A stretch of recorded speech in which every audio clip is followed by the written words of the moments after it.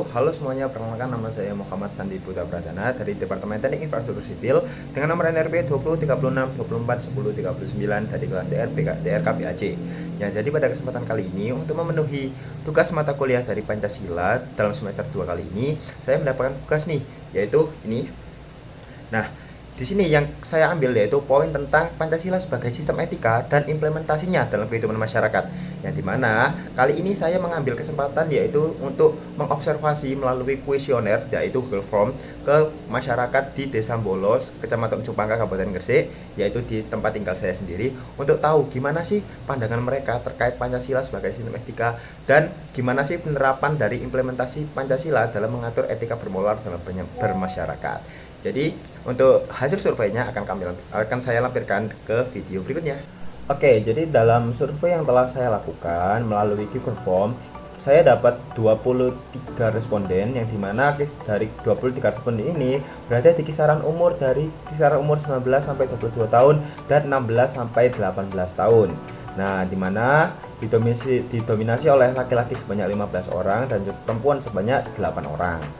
Nah, melalui beberapa pertanyaan terkait Pancasila yang sudah saya berikan, kita dapat tahu nih. Contoh yang pertama, aku tahu kalau Pancasila itu bukan cuma hafalan, tapi juga pedoman hidup untuk bersikap baik. Nah, dari pernyataan ini dapat kita lihat di sini 52,2% itu setuju banget terkait Pancasila itu bukan cuma hafalan semata, tapi juga pedoman hidup untuk kita berbuat baik dalam bermasyarakat. Nah, pertanyaan ini itu selaras dengan tujuan saya untuk mengetahui gimana sih penerapan sila pertama, yaitu ketuhanan yang Maha Esa, yang dimana dari hasil ini mereka itu menyatakan bahwa Pancasila itu bukan hanya untuk dihafalkan, tapi juga dijadikan pedoman hidup dalam bersikap baik terhadap sesama. Nah, ini berarti kita dapat disimpulkan bahwa dalam kehidupan masyarakat di Desa Bolo memandang agama itu bukan sebagai urusan pribadi aja, tapi juga sebagai kekuatan yang dimana kekuatan ini untuk menyatukan dan menuntun hubungan sosial antar individu supaya dapat menjadi hubungan masyarakat sosial yang lebih baik. Nah, untuk pertanyaan kedua, nilai-nilai kayak adil, manusiawi, dan gotong royong itu masih cocok sekali untuk dipakai di zaman sekarang. Nah, ini 69,6% jawab tuh setuju banget, yaitu iya banget, yang dimana ini tuh merupakan tujuan saya untuk menerapkan di sila yang kelima, yaitu keadilan sosial bagi rakyat Indonesia, yang dimana dari hasil responden ini dapat disimpulkan bahwa nilai adil, manusiawi, dan gotong royong itu cocok sekali diterapkan di zaman globalisasi saat ini, yang dimana nilai-nilai ini tuh relevan untuk diterapkan di lingkungan mereka, yaitu di lingkungan pedesaan ya kalau saya itu. Nah, terus praktik gotong royong itu juga tidak hanya diterapin dalam membangun fasilitas-fasilitas kota, tapi juga dalam pengambilan keputusan dan lain sebagainya gitu. Terus untuk pertanyaan selanjutnya, yaitu aku pernah loh milih nurutin nilai kebaikan dari Pancasila walaupun itu berarti ngorbanin keinginan sendiri. Nah, ini ada 50 orang, yaitu 11 orang menjawab ya betul sekali, dan ada yang kadang-kadang dan ada yang lumayan sering, jadi agak kontroversial ya, dimana ini tujuan saya itu untuk mengetahui dari penerapan sila keempat sendiri, yaitu kerakyatan yang dipimpin oleh hikmat kebijaksanaan dalam permusyawaratan perwakilan. Jadi ngorbanin keinginan pribadi itu kan bentuk dari kebijaksanaan kita dan bentuk kebijaksanaan kita untuk mengorbankan diri kita sendiri demi mewujudkan nilai kebaikan dari Pancasila. Jadi selagi hasilnya itu benar dan untuk kebaikan bersama, kita itu rela untuk mengorbankan keinginan kita pribadi. Nah, dari responden ini kan kontroversial ya, cuma saya dapat mengambil kesimpulan bahwa yang setuju dan yang lumayan sering. Nah, dari sini tuh kita dapat tahu nih bahwa mekanisme musyawarah, kalau kita ngambil keputusan bersama kalau di desa itu umumnya kan lewat musyawarah. Jadi lewat musyawarah itu masih menjadi solusi utama. Jadi dari sini tuh kegiatan untuk mengambil solusi bersama, mengambil jalan tengah itu masih diutamakan banget dalam pengambilan keputusan supaya hasil yang didapatkan juga win-win solution, tidak memberatkan salah satu pihak gitu. Lalu untuk soal yang berikutnya, saya merasa tanggung jawab moral untuk membela siapapun yang diperlakukan tidak adil meskipun ia bukan bagian dari kelompok saya. Nah, ini untuk mengetahui nilai dari sila ke-3, yaitu Persatuan Indonesia, yaitu kita itu harus merasa tanggung jawab untuk membela siapapun yang diperlakukan tidak adil meskipun dia itu bukan siapa-siapa saya gitu.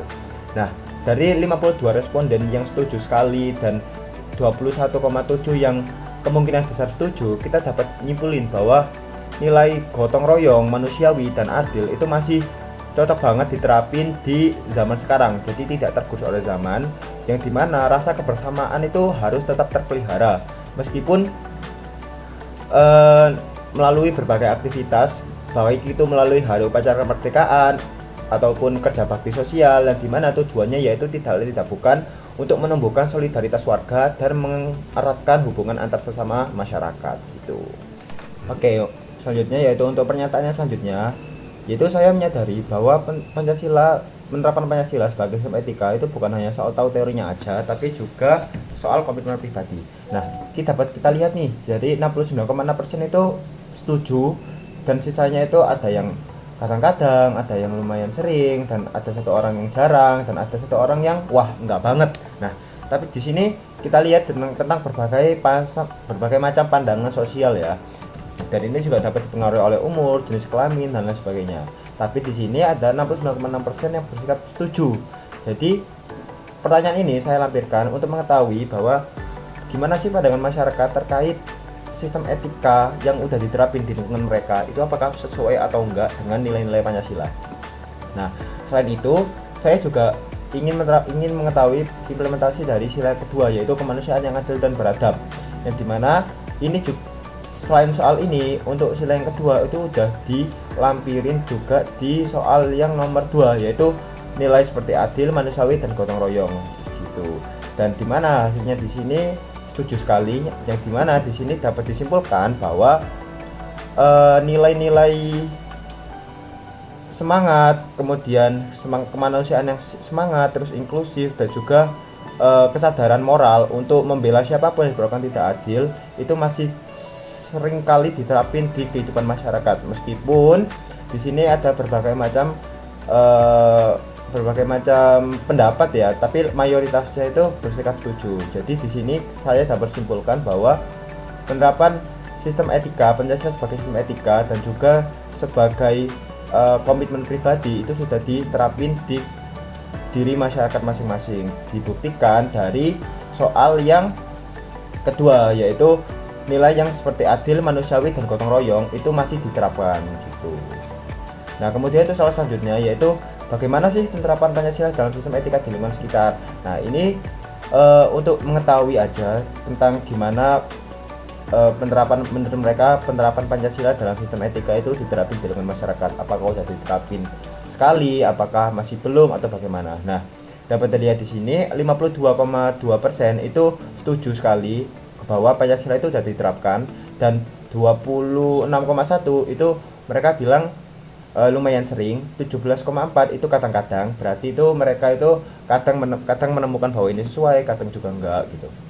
Tapi di sini dapat saya simpulkan penerapan Pancasila dalam sistem etika di kehidupan di lingkungan Desa Mbolo, Kecamatan Ujung Pangkal, Kabupaten Gresik itu juga udah diterapin dengan baik, dapat dibuktikan dalam grafik pengisian kuesioner yang ada, yang dimana di sini menyatakan positif ya, saya di sini menyatakan hasil yang positif, yang artinya penerapan Pancasila dalam sistem etika dan implementasinya juga itu sudah tertanamkan di diri masyarakat dan juga dalam penerapan di lingkungan kehidupan mereka, seperti itu.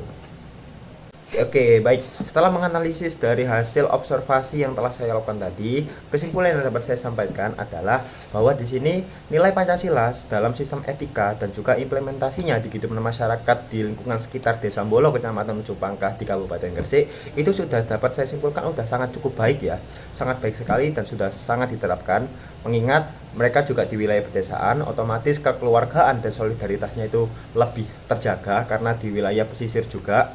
Dan juga di sini dapat kita lihat bahwa dalam pengambilan keputusan, dalam pengambilan tindak ataupun dalam berkata itu masyarakat itu masih mengedepankan dari nilai sosial kemanusiaan. Apakah ini udah baik untuk diutarakan atau enggak? Dan mereka juga sangat menerapkan sistem gotong royong dan juga musyawarah dalam pengambilan keputusan. Di mana hal ini tujuannya itu untuk mendapatkan hasil yang win-win solution, seperti itu, tidak memberatkan salah satu pihak dan juga tidak merugikan di salah satu pihak. Jadi jalan tengahnya seperti apa? Nah, hal ini harus kita garis bawahi bahwa meskipun dalam dunia yang sudah sangat canggih di era globalisasi saat ini, Pancasila itu bukanlah konsep abstrak, tapi etika hidup yang harus membumi dan membentuk relasi di masyarakat. Jadi dimanapun zamannya, apapun kondisinya, nilai-nilai Pancasila itu harus tetap ditanamkan di kehidupan masyarakat ataupun di kehidupan pribadi diri kita sendiri. Dimana itu adalah tugas kita sebagai generasi muda untuk selalu menguatkan dan juga melestarikan nilai-nilai Pancasila agar tidak terjadi dislokasi budaya dan juga nilai-nilai dalam menghadapi arus modernisasi ini. Dimana kan kita tahu kalau zaman ini semakin canggih ya, semakin canggih, serba cepat, dan otomatis kehidupan sosial kita semakin berkurang, seakan-akan kita itu tidak butuh orang lain gitu. Nah, itu harus kita kurangi dengan cara apa? Selalu menekankan nilai-nilai Pancasila pada diri kita dan juga di lingkungan sekitar kita. Yang dimana dengan demikian harapannya Pancasila itu akan terus hidup dan juga relevan dalam setiap perubahan zaman. Saya rasa cukup sekian pembahasan terkait observasi dari penerapan Pancasila sebagai sistem etika dan implementasinya juga di kehidupan masyarakat yang dapat saya sampaikan. Terima kasih atas perhatiannya. Apabila ada kurang lebihnya, saya mohon maaf. Saya akhiri. Wassalamualaikum warahmatullahi wabarakatuh.